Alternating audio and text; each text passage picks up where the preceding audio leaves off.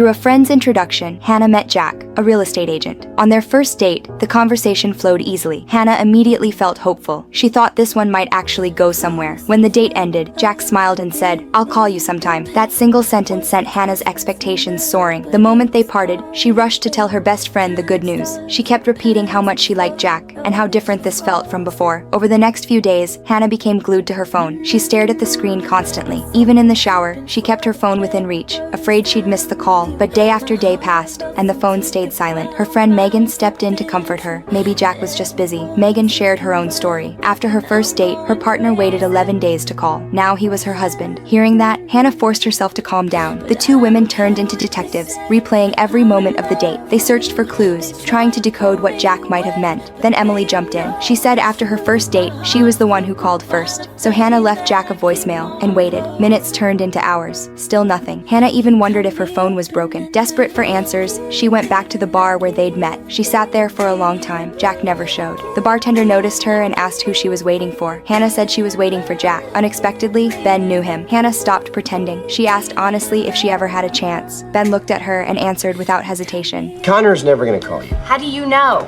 Because I'm a guy, and it's just how we do it. Hannah tried to argue, making excuses for Jack. Ben cut her off. I know what blowing off a woman looks like.